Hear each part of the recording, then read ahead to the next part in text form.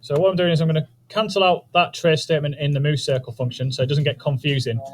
But I put a new one in to trace the scale here. So when it's going, I just want to see what kind of numbers we're dealing with. Okay, so let's say, for instance, we times it by 100, because essentially these are percentages. So if the highest number is 1 and we times it by 100, the highest number is going to be, George, 100, precisely. So if the biggest number I'm going to get is 100, well, I can remove that trace statement now, but I'm going to leave that line spare. New variable required. What do you think that variable name should be? What are we planning on doing? Adding some... Can you turn it off? We're adding a what to it? When we click on it, we're going to get something. What we're going to get? Score is a good one. Could be points either. Score can be an integer, because we like whole numbers when it comes to scores. Don't like fractions and decimals. That will equal 0. People don't, when you play a game, how often do you get 10.1, 30.2 as you score? All the time. Okay, so I've put in var score equals 0 there.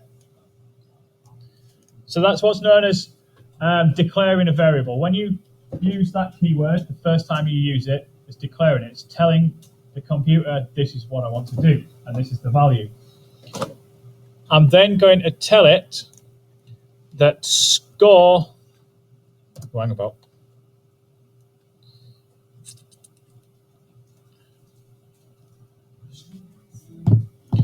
We're going to need to attach a points value to our clip. So how did we attach the velocity y to our clip? What did we do?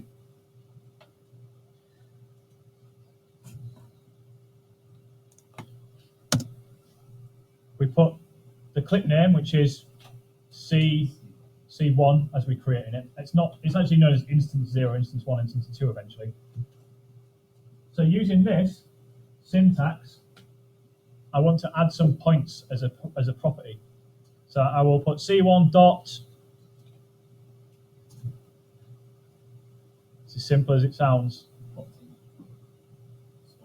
Score could be right, but score's an overall thing. So I'd rather go with C1 dot points equals, and then I'm going to use the scale like so. Math dot round,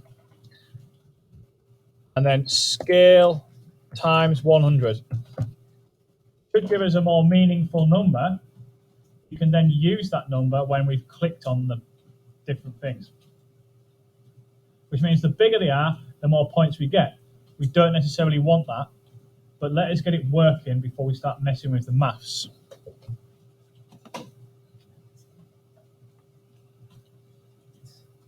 So, in remove circle, this is where we're responding to them being clicked. That's where we tell it that score equals e.target.points. And we will trace out the score at that point, at that time. And I'm just going to test it for you before we move on. Okay, so they're coming up. Click that one, that one. So you notice the score's getting smaller as the bubbles get smaller. That's the opposite of what I want to exist.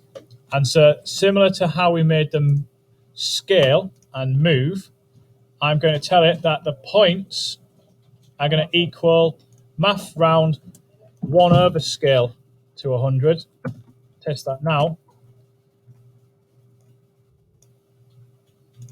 And they get bigger as the points are larger, greater, as the bubble gets smaller. Oh, if you can hit them. There we go.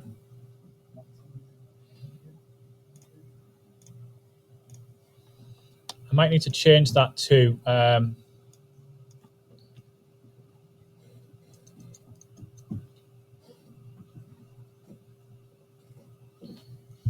let's leave it like that. The numbers get bigger as the bubbles get smaller. We'll deal with the fact that some of the points are like 300, 500, whatever. And now we've got a point system. All we need to do is then get them onto screen. If you can get to this point here,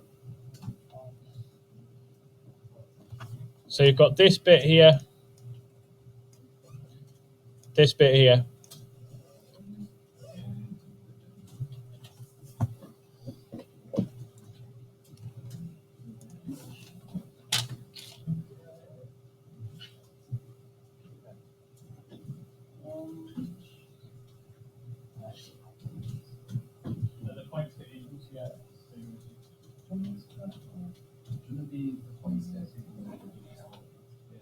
That's why we did the one over scale. Because what it does then it's inversing it. Oh, I got it. It might be because we need to do.